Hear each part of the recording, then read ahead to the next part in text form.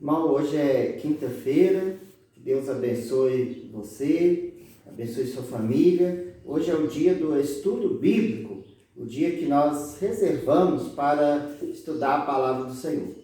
Por enquanto ainda não lá na igreja, na reunião, mas aqui através do vídeo, nós procuramos trazer para os irmãos o estudo da palavra de Deus.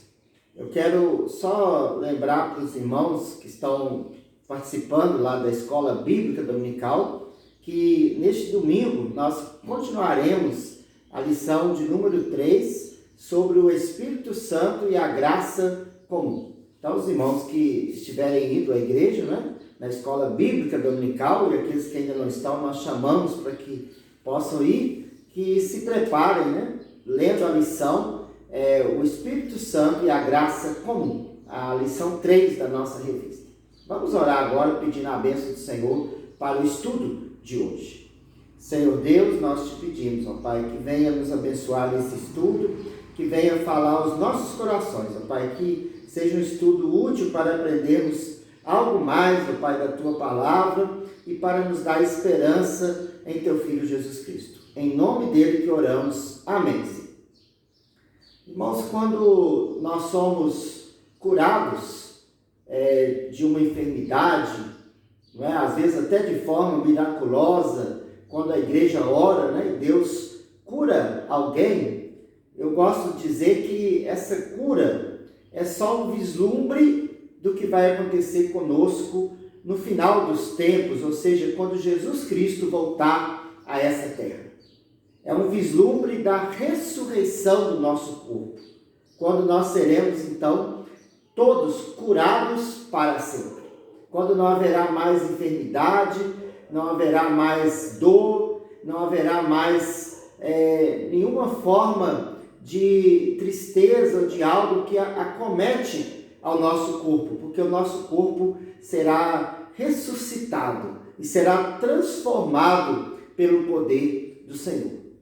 Nesse sentido, eu quero falar com os irmãos hoje sobre a ressurreição dos nossos corpos, ou do nosso corpo, A ressurreição do nosso corpo, que se dará na volta do Senhor Jesus.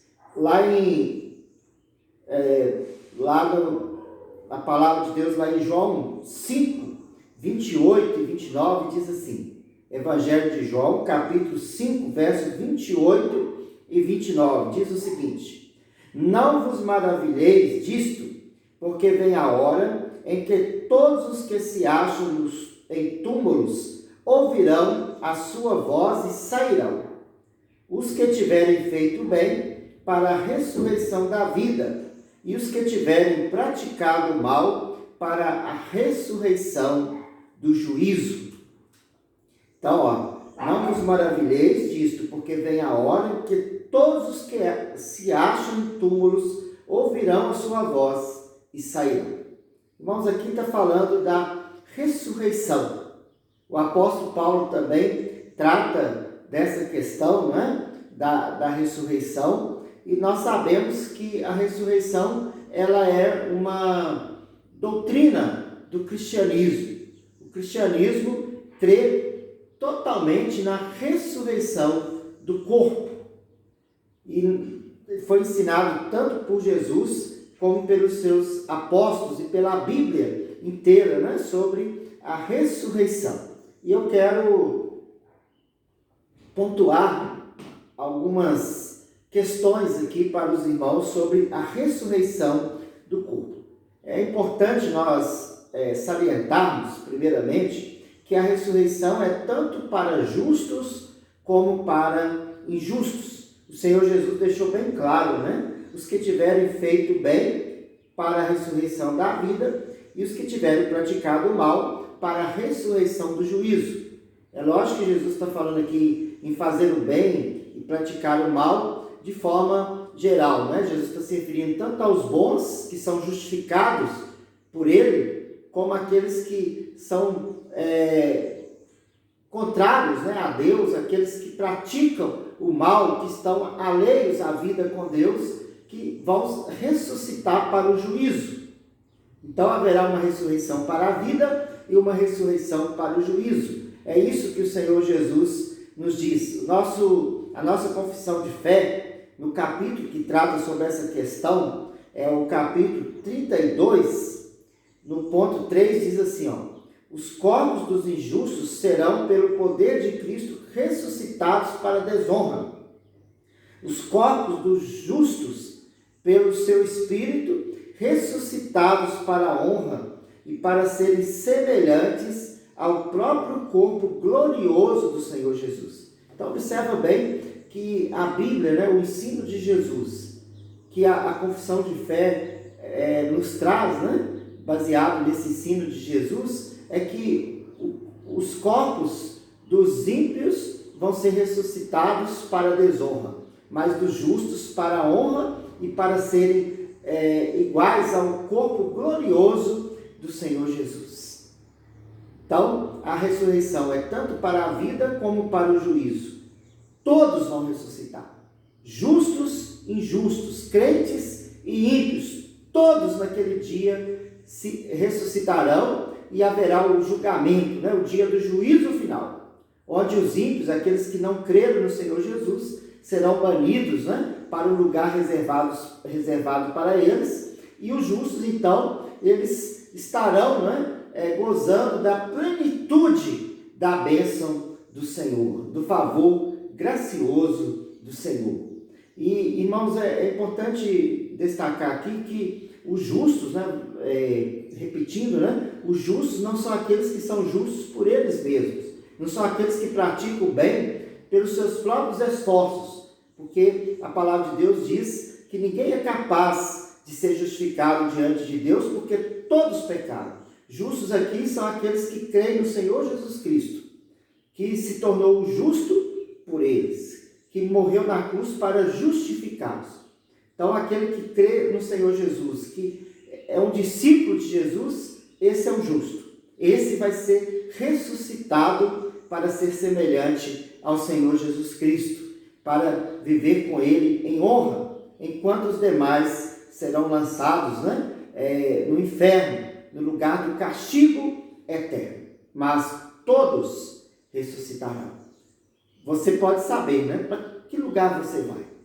Você já entregou sua vida a Jesus? Você já recebeu Jesus como seu suficiente Salvador? Aquele que morreu na cruz para te purificar dos seus pecados? Você já confessou a Ele os seus pecados, reconhecendo que você é um pecador e que você precisa do que Ele fez por você na cruz do Calvário? Se você fez isso, se você entregou totalmente a sua vida a Jesus, se você o recebeu em sua vida, então você é justo e você vai ser ressuscitado para a vida eterna. Então, o fato da ressurreição é um fato bíblico e é para todos os homens, uns para a vida e outros para a punição eterna.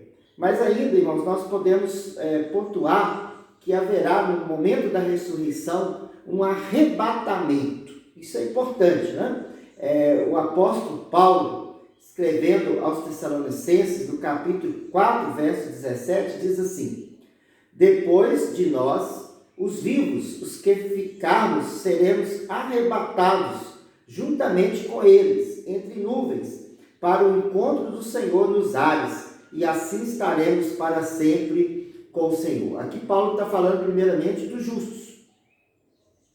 Ele está escrevendo para os Tessalonicenses, e os Tessalonicenses estavam preocupados como seria no dia da volta de Jesus. E os que já tinham morrido, então Paulo está dizendo, olha, aqueles que morreram em Cristo, eles não vão ficar para trás. Pelo contrário, eles vão ressuscitar primeiro. E depois todos subirão ao encontro de Jesus nos ares. Ou seja, haverá um arrebatamento. Mas preste atenção, esse arrebatamento é diferente do arrebatamento que muitos têm pregado por aí, nas igrejas evangélicas. Há uma posição chamada dispensacionalismo, que tem pregado que haverá um arrebatamento secreto, aonde a igreja, antes da grande tribulação, será arrebatada de forma secreta e ficará com o Senhor lá nos céus, até passar toda a tribulação e voltar com o Senhor Jesus. Então Jesus viria pelo menos em 2 ou 3 etapas, e a primeira delas teria o arrebatamento só da igreja de forma secreta. Não, preste bem atenção, não é isso que Paulo está dizendo. Em lugar nenhum da Bíblia há um texto que corrobora esse pensamento.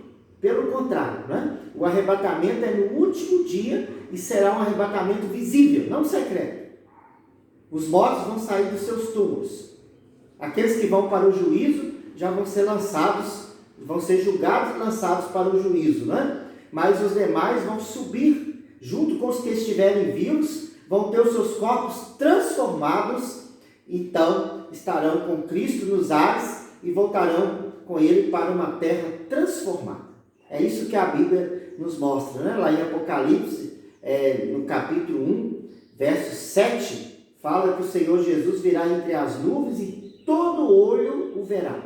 Não fala de arrebatamento secreto. Jesus vai vir e todos vão vir. Até os que já morreram, lá fala até os que o traspassaram, né? Até aqueles que enfiaram uma lança em Jesus no dia da crucificação vão vê-lo, né? Então todos o verão. Não haverá um arrebatamento secreto, mas haverá um arrebatamento, né? Os crentes serão arrebatados para encontrar com Jesus nos ares. É como no casamento judaico, né? Que a noiva ia encontrar com o noivo fora da cidade e voltava com o noivo para as festividades do casamento. Então vai ser assim, né? No momento, no abrir e piscar de olhos, Jesus apontará nas nuvens. E aí todos os mortos de todos os tempos vão ressuscitar com seus corpos transformados, né? Os seus corpos voltarão para as suas almas, de novo serão reunidas com seus corpos, cada um com o seu corpo. E aí encontrarão com Jesus nos ares e voltarão para uma terra transformada. Irmãos, é importante também a gente salientar que nesse momento os corpos serão transformados. Então preste bem atenção. É importante essa ideia da transformação do corpo. A nossa confissão de fé fala também no mesmo capítulo, né? No ponto 2, diz assim, ó: no último dia, os que estiverem vivos não morrerão, mas serão mudados. Todos os mortos serão ressuscitados com seus mesmos corpos e não outros. Então preste atenção. Nós ressuscitaremos com o nosso corpo. Senão não faria sentido, né? Se o nosso corpo se perdesse, qual sentido teria a ressurreição dos corpos, né? Se nós fôssemos ganhar outros corpos, não seria a ressurreição. Jesus daria outro corpo para cada um. Não. Nós seremos ressuscitados. O corpo nosso vai ser ressuscitado. Então é o mesmo corpo. Seremos ressuscitados com os mesmos corpos e não outros. Embora com qualidades diferentes. E se unirão novamente às suas almas para sempre. Então, ao mesmo tempo que nós seremos ressuscitados com os nossos corpos, não é? Esses corpos vão ser transformados. Aqui a confissão de fé usa o termo qualidades diferentes. Ou seja, eles vão ser diferentes em algum aspecto. Eles vão ser mais poderosos, né? Paulo trabalha isso lá em 1 Coríntios, no capítulo 15, versos 42 a 44, ele diz o seguinte, ó: pois assim também é a ressurreição dos mortos. Semeia-se o corpo na corrupção, ressuscita o corpo na incorrupção. Semeia-se em desonra, ressuscita em glória. Semeia-se em fraqueza, ressuscita em poder. Semeia-se corpo natural, ressuscita corpo espiritual. Se há corpo natural, há também corpo espiritual. Então observe que são corpos ao mesmo tempo diferentes. Não é? São os mesmos corpos, né? Alguma coisa vai haver dos mesmos corpos, vai haver uma continuidade, não vai ser outro corpo que você vai ter, mas o seu corpo vai ser transformado. Se ele era fraco, agora vai ser ressuscitado em poder. Se ele era corruptível, agora vai ser ressuscitado um corpo incorruptível. E esse é um outro ponto que eu quero salientar com os irmãos, que faz parte desse ponto, né? Ele é transformado. Paulo fala de corpo incorruptível para corpo, de corpo corruptível para corpo incorruptível. O nosso corpo atual, né? ele é corruptível, ou seja, cada dia mais ele vai se enfraquecendo, né? Cada dia mais ele vai adoecendo, até que quando ele vai à sepultura, ali ele é corrompido de forma total, né? O corpo ali se dissolve na terra, né? Os seus elementos se misturam com a terra e ele acaba ali na terra. Porém, é bom salientar que esse corpo que vai para a terra, ele vai acompanhado do Senhor Jesus. Uma vez que o crente está unido com Cristo, ele está unido tanto na sua alma como no seu corpo, porque para Deus o homem é integral. Jesus se une com o homem integral, inteiro. Então, corpo e alma. A alma vai com Cristo para a glória, quando ele morre. Mas o corpo vai ser corruptível, vai para a terra, mas ele vai também unido a Cristo. Para quê, irmãos? Para que no último dia o Espírito ressuscite esse corpo com Cristo. E esse corpo que foi corrompido na terra, ele vai agora ressuscitar e ele vai ser incorruptível, ou seja, ele nunca mais pode ser destruído. Ele não vai mais ser afetado por doenças, ele não vai mais ser afetado por calamidades, né? Ele não vai mais sofrer decapitações, né? O braço não vai mais ser cortado, não vai mais apodrecer, não vai ter trombose mais, né?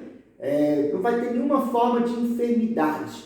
Nunca mais o corpo será destruído. Por quê? Porque o corpo será transformado de corruptível para incorruptível. É isso que o apóstolo Paulo nos diz. É um corpo que era fraco, agora vai ser um corpo forte. Semeia-se em fraqueza, ressuscita em poder. Então, um aspecto dessa transformação é que esse corpo vai ser um corpo agora forte. É o mesmo corpo, mas agora não é mais um corpo corruptível, mas é um corpo incorruptível. Não é um corpo fraco, mas agora é um corpo forte. Não vai ter fraqueza mais. É maravilhoso, né, irmãos, pensarmos nisso, né? Você já parou para pensar, né? Às vezes nós sentimos o cansaço, né? A fraqueza do nosso corpo, né?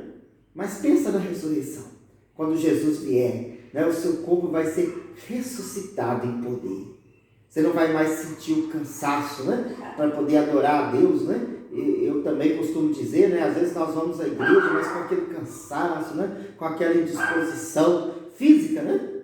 Mas quando Jesus voltar, o corpo vai ser ressuscitado em poder. Então, é uma característica, né? Também dessa transformação.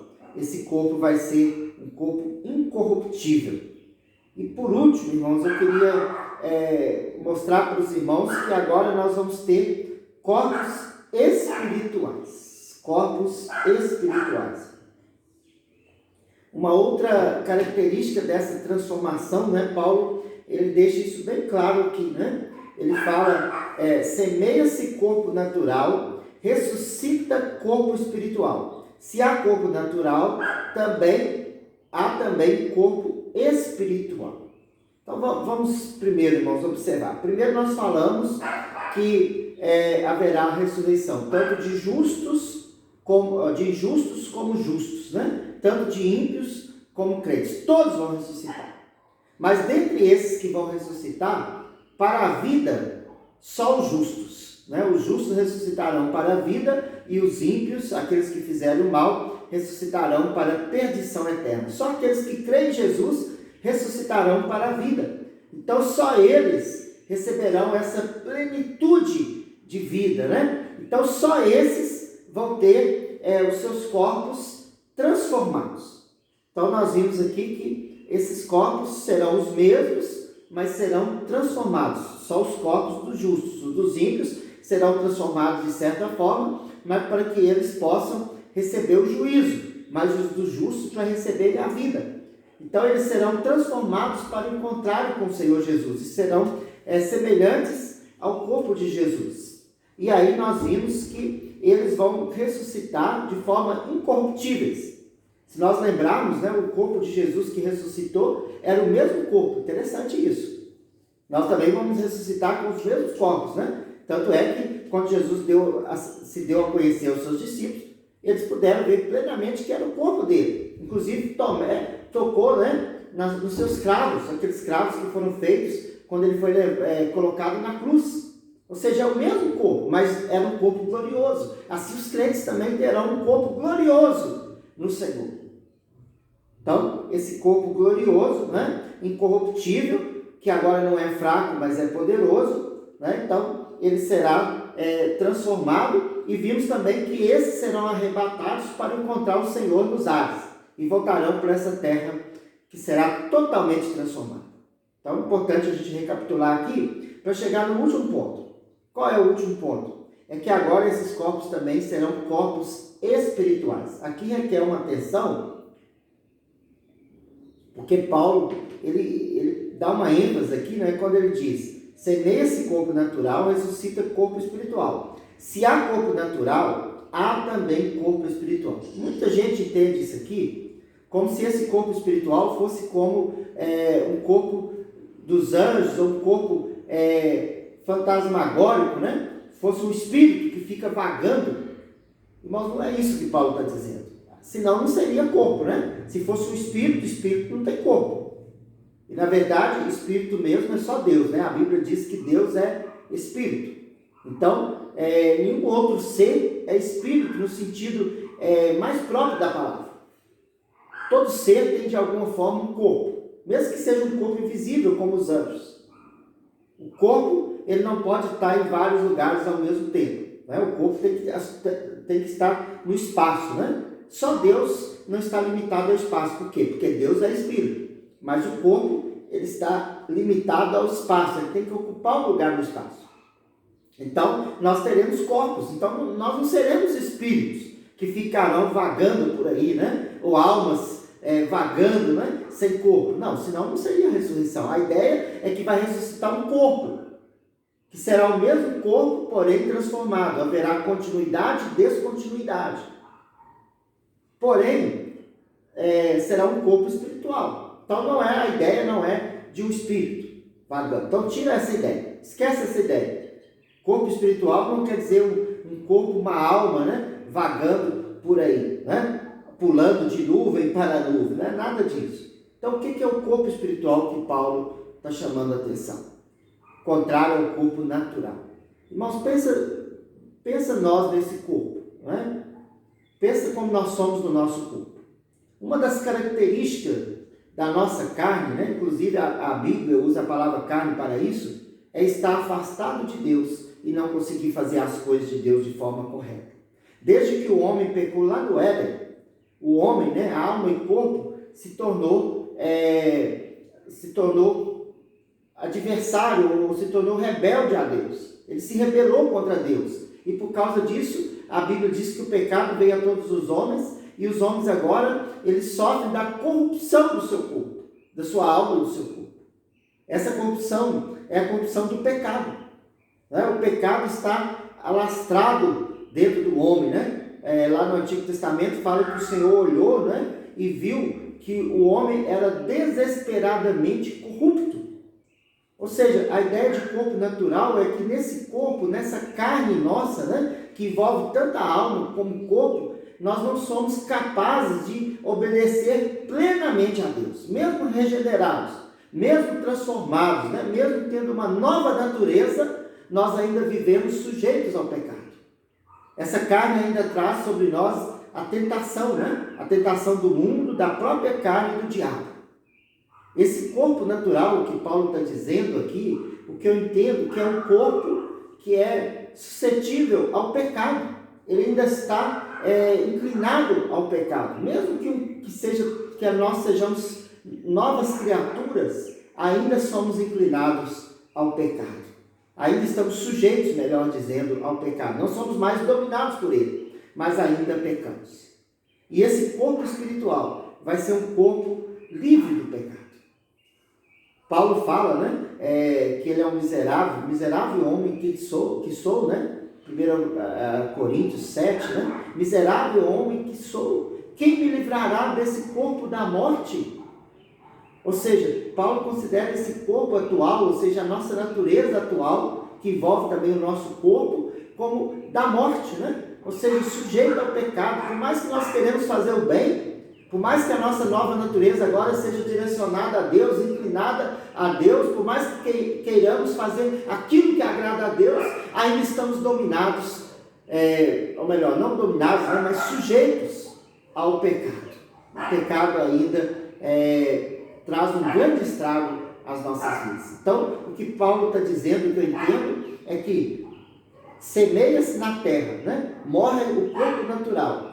E a partir daí, quando o homem ressuscitar, ele ressuscita num corpo espiritual. A palavra espiritual pode dar uma ideia de algo que está em comunhão com Deus, em comunhão completa com Deus. O que é uma pessoa espiritual? É uma pessoa em comunhão com Deus. Então, quando nós ressuscitarmos, irmãos, nós seremos completamente renovados na nossa comunhão com Deus. Ou seja, o pecado não vai estar mais em nós. E nós adoraremos ao Senhor da forma melhor que possa existir. Nós adoraremos o Senhor em plena alegria, né? Em plena certeza da presença dEle. Ele estará no meio de nós, né? Não haverá mais santuário, porque o próprio Senhor estará em nós. O santuário dEle estará presente de forma plena em nossas vidas. Então, o nosso corpo vai ser totalmente um corpo preparado para adorar a Deus. Olha que maravilha, né? Além do pecado que muitas vezes nos impede, né? Impede as nossas orações de chegarem a Deus, nos impede de ter comunhão com Deus, né? Muitas vezes nós estamos ali animados na comunhão, mas logo nos enfraquecemos por causa de um pecado. Ou muitas vezes nós queremos ir com todo entusiasmo à igreja, animados para adorar, mas quando chega a hora de ir para a igreja, dá aquele cansaço, né?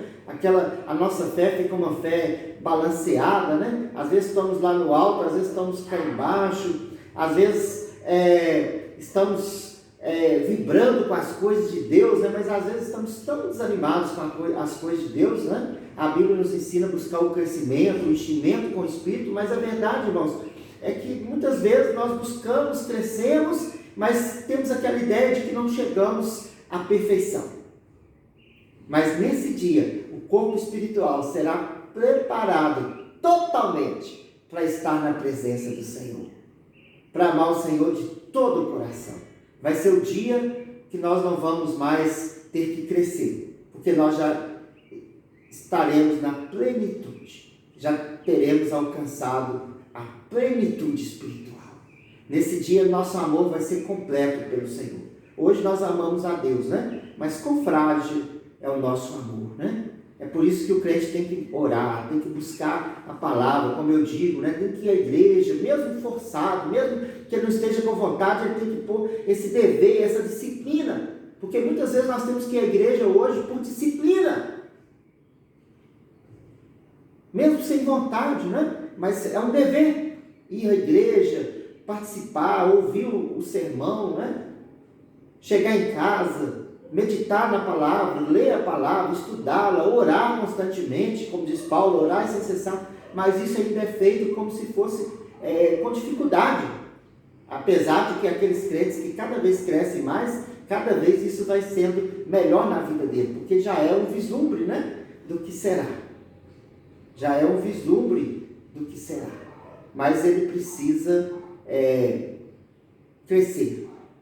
Ainda não somos plenos numa vida espiritual, mas quando Jesus voltar, esse corpo natural, que ainda não consegue adorar a Deus e ter comunhão com Ele de forma plena, ele vai ser transformado num corpo espiritual, e esse corpo vai adorar o Senhor de forma plena. Nesse dia você só vai ter alegria para adorar o Senhor.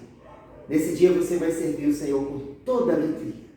Você vai querer conhecer o Senhor e conhecer cada dia mais, cada vez mais, porque o seu corpo natural terá alcançado a perfeição, o corpo espiritual. Isso é a perfeição, sem pecado e totalmente capaz, totalmente preparado, totalmente desejoso. O seu maior prazer vai ser conhecer o Senhor e continuar conhecendo-o pela eternidade, porque Deus é tão grande, tão infinito, que a eternidade toda ainda vai ser pouca para conhecer. E nós vamos continuar conhecendo-o de cada vez melhor, porque o nosso corpo, o nosso corpo será espiritual. Irmãos, que Deus te abençoe, né? Que Deus te dê esse desejo, que você possa pensar, né?